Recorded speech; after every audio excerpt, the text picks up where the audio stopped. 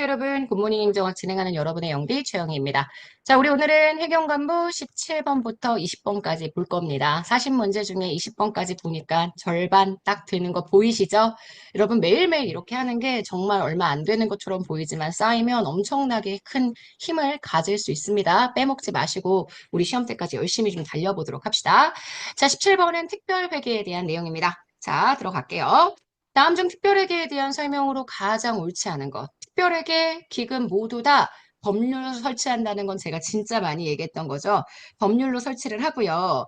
특정한 자금을 보유해서 운영할 때 또는 특정한 사업을 진행하고자 할 때 보통 자금 보유라고 얘기한다면 이걸 기금으로 헷갈리시는 분들이 있는데 기금이 되려면 특정한 자금을 신축적이란 표현이 반드시 들어가야 합니다. 이렇게 되어야지만 기금이기 때문에 지금 보시는 1번 요거는 현재 기금이 아니라 특별회계에 대한 설명 맞습니다.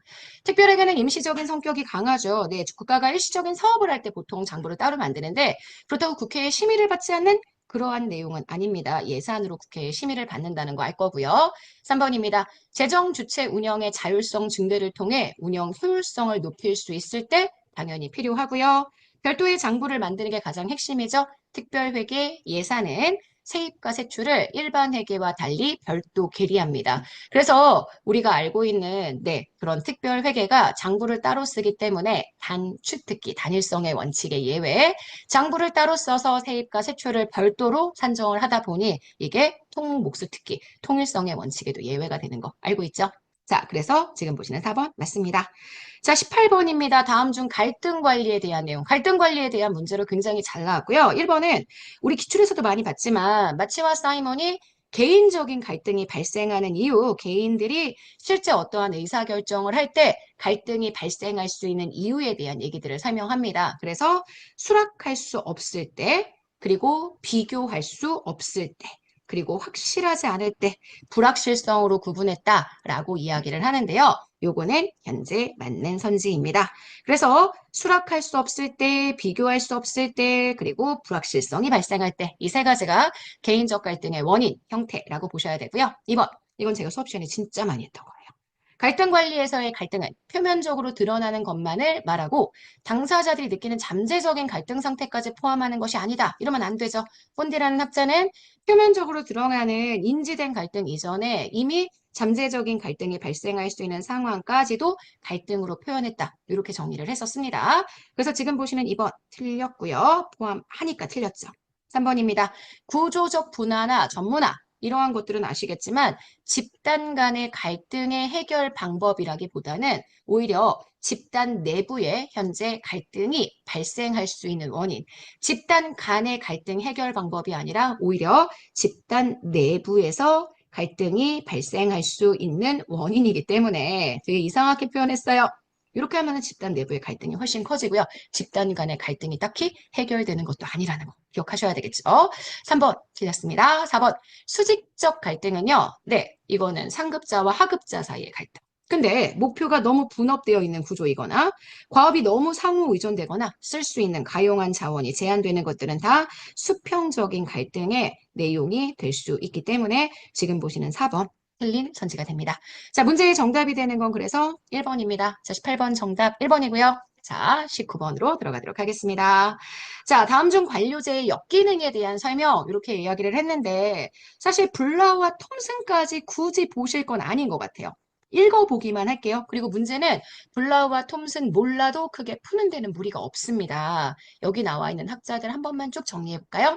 자, 조직 내의 사회적 관계에서 권한과 능력의 괴리, 모호한 역적 평가의 기준, 공식 규범 준수의 압박감, 여러 가지 관료제에 대해서 심리적인 불안한 상태들이 나타날 수 있는 원인을 설명했던 학자예요. 그래서 그들은 개인 심리의 불안정성이 관료제 내의 다양한 병리 현상을 가져올 수 있는 원인이라고 설명했다. 요 정도만 봐주시면 될 것 같고요.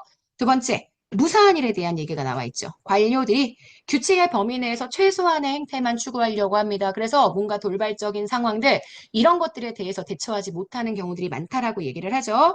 그래서 무사한 일에 대한 이러한 언급을 했던 학자는 굴드너라는 학자고요. 머트는 오히려 목표와 수단의 목표 전치 현상을 설명했던 학자죠. 목표 전치, 목표 대치 현상에 대해 설명을 했었습니다. 그래서 2번 틀렸고요. 자, 3번입니다. 피터의 원리. 이번 국가직에도 출제가 되었죠. 계층제 내 관료 조직에서 구성원들이 각자의 능력을 넘는 수준까지 승진을 해요. 그래서 결과적으로 무능력한 사람들이 너무나 많아지면서 조직의 효율성이 떨어진다라고 얘기했었던 병리현상. 3번, 그래서 맞는 선지고요. 셀즈닉, 아시겠지만 셀즈닉은 할거주의에 대한 문제를 지적했던 학자입니다. 권한의 위임과 전문화, 조직 하위 체계의 이해관계를 지나치게 분열시킬 수 있다라고 이야기했었습니다. 그래서 부처 할거주의에 대한 내용들을 정리할 수 있었던 학자입니다. 자, 문제 옳지 않은 선지는 그래서 2번 됩니다. 자, 20번 문제 한번 들어가 볼까요? 매트릭스 조직. 아시겠지만 기능구조 플러스 사업부재. 이렇게 현재 두 가지를 우리가 화학적으로 결합한 형태가 매트릭스 조직이라는 거 알고 계시죠? 자, 1번입니다. 기존 조직 구조 내의 인력, 전문 기술을 가진 인력을 적극적으로 활용할 수 있다는 측면에서는 상당히 경제성을 확보할 수 있죠. 자, 그래서 맞는 선지고요. 자, 2번입니다. 수평 구조의 팀제에 비해서 매트릭스 조직은 속도의 경제, 범위의 경제를 보장하는 방식이다라고 얘기를 했는데 일단 속도의 경제가 너무 떨어집니다.